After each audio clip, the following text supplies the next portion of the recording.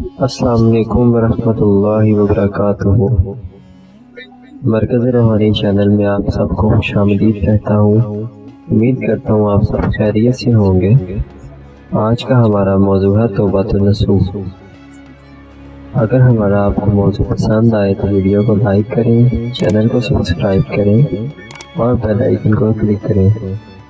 نصوح ایک عورت نما آدمی تھا، باریک آواز، بغیر داڑھی اور نرم انداز مرد۔ وہ اپنی ظاہری شکل و صورت سے فائدہ اٹھاتے ہوئے زنانہ خمام میں عورتوں کا مساج کرتا تھا اور میل اتارتا تھا۔ کوئی بھی اس کی حقیقت نہیں جانتا تھا، سبھی اسے عورت سمجھتے تھے۔ یہ طریقہ اس کے لیے ذریعہ معاش تھا۔ کئی بار ضمیر کے ملامت کرنے پر اس نے اس کام سے توبہ بھی کر لی، لیکن ہمیشہ توبہ توڑتا رہا۔ ایک دن بادشاہ کی بیٹی حمام گئی۔ حمام اور مساج کرنے کے بعد پتہ چلا کہ شہزادی کا موتی یا ہیرا کھو گیا ہے۔ بادشاہ کی بیٹی نے حکم دیا کہ سب کی تلاشی لی جائے۔ سب کی تلاشی لی گئی، ہیرا نہیں ملا۔ نصوح رسوائی سے ڈر کر ایک جگہ چھپ گیا۔ جب اس نے دیکھا کہ شہزادی کی کنیزیں اسے ڈھونڈ رہی ہیں تو سچے دل سے خدا کو پکار کر اللہ کی بارگاہ میں سچے دل سے توبہ کر لی اور وعدہ کیا کہ آئندہ کبھی بھی یہ کام نہیں کروں گا۔ میری لاج رکھنے مولا۔ دعا مانگ ہی رہا تھا کہ اچانک باہر سے آواز آئی، نصوح کو چھوڑ دو، ہیرا مل گیا ہے۔ نصوح نم آنکھوں سے شہزادی سے رخصت لے کر گھر آ گیا۔ نصوح نے قدرت کا کرشمہ دیکھ لیا تھا اور ہمیشہ کے لیے اس کام سے توبہ کر لی تھی۔ کئی دنوں سے حمام نہ جانے پر ایک دن شہزادی نے بلاوا بھیجا کہ حمام آ کر میرا مساج کرے، لیکن نصوح نے بہانہ بنایا کہ میرے ہاتھ میں درد ہے، میں مساج نہیں کر سکتا۔ نصوح نے دیکھا کہ اس شہر میں رہنا اس کے لیے مناسب نہیں ہے۔ سبھی عورتیں اس کو چاہتی ہیں اور اس کے ہاتھ سے مساج کروانا پسند کرتی ہیں۔ جتنا بھی غلط طریقے سے مال کمایا تھا سب غریبوں میں بانٹ دیا اور شہر سے نکل کر کئی میل دور ایک پہاڑی پر ڈیرا ڈال کر اللہ کی عبادت میں مشغول ہو گیا۔ ایک دن اس کی نظر ایک بھینس پر پڑی جو اس کے قریب گھاس چر رہی تھی۔ اس نے سوچا کہ کسی چرواہے سے بھاگ کر یہاں آ گئی ہے، جب تک اس کا مالک نہ آ جائے تب تک میں اس کی دیکھ بھال کر لیتا ہوں۔ لہٰذا اس کی دیکھ بھال کرنے لگا۔ کچھ دن بعد ایک تجارتی قافلہ راستہ بھول گیا اور ادھر آ گیا جو سارے پیاس کی شدت سے نڈھال تھے۔ انہوں نے نصوح سے پانی مانگا۔ نصوح نے سب کو بھینس کا دودھ پلایا اور سب کو سیراب کر دیا۔ قافلے والوں نے نصوح کے شہر جانے کا راستہ پوچھا۔ نصوح نے ان کو آسان اور نزدیکی راستہ دکھایا۔ نصوح کے اخلاق سے متاثر ہو کر تاجروں نے اسے جاتے ہوئے بہت سارا مال اور تحفہ دیا۔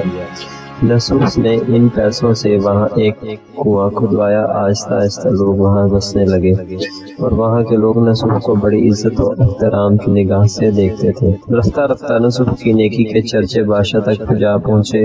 بادشاہ کے دل میں نصوح سے ملنے کا اشتیاق پیدا ہوا۔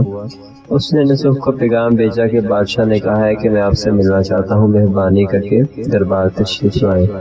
نصوح کو پیغام ملا تو اس نے ملنے سے انکار کر دیا اور معذرت کر لی کہ مجھے بہت سارے کام ہیں۔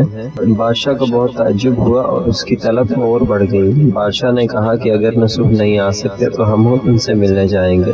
جب بادشاہ نصوح کے علاقے میں داخل ہوا تو خدا کی طرف سے ملک الموت کو حکم ہوا کہ بادشاہ کی روح قبض کر لے۔ چونکہ بادشاہ بطور عقیدت مند نصوح کو ملنے آ رہا تھا اور رعایا بھی نصوح کی خوبیوں کی گرویدہ تھی، اس لیے نصوح کو بادشاہ کے تحت پر بٹھا دیا گیا۔ نصوح نے اپنے مالک میں عدل و انصاف کا نظام قائم کیا اور بادشاہ کی وہی شہزادی جس سے وہ ڈرتا تھا اسی نے اس سے شادی بھی کر دی۔ ایک دن نصوح دربار میں بیٹھا لوگوں کی داد رسی کر رہا تھا کہ ایک شخص وارد ہوا اور کہنے لگا کہ کچھ سال پہلے میری بھینس گم ہو گئی تھی، بہت ڈھونڈا مگر نہیں ملی، برائے مہربانی میری مدد فرمائیں۔ نصوح نے کہا کہ تمہاری بھینس میرے پاس ہے اور آج جو بھی کچھ میرے پاس ہے وہ تمہاری بھینس کی وجہ سے ہی ہے۔ پھر نصوح نے حکم دیا کہ اس کے سارے مال اور دولت کا آدھا حصہ بھینس کے مالک کو دیا جائے۔ وہ شخص خدا کے حکم سے کہنے لگا کہ اے نصوح، جان لو نہ میں انسان ہوں اور نہ ہی وہ جانور بھینس ہے، بلکہ ہم دو فرشتے ہیں، تمہارے امتحان کے لیے آئے تھے۔ یہ سارا مال و دولت تمہارے سچے دل سے توبہ کا نتیجہ ہے، یہ سب کچھ تمہیں مبارک ہو۔ وہ دونوں فرشتے نظروں سے غائب ہو گئے، اسی وجہ سے سچے دل سے توبہ کرنے والے کو توبۃ النصوح کہتے ہیں۔ ہیں۔ تاریخ کی کتب میں نصوح کو بنی اسرائیل کے ایک بڑے عابد کی حیثیت سے لکھا گیا ہے۔ اس سے ہمیں سبق ملتا ہے کہ نصوح رزق کمانے کے لیے اللہ کا ناپسندیدہ کام کیا کرتا تھا۔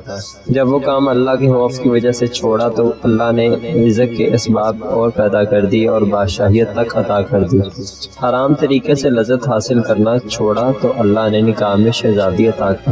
اللہ پاک سب کو توبہ کرنے اور تادم مرگ اس توبہ پر قائم رہنے کی توفیق عطا فرمائے، آمین بجاہ النبی الامین صلی اللہ تعالی علیہ وآلہ وسلم۔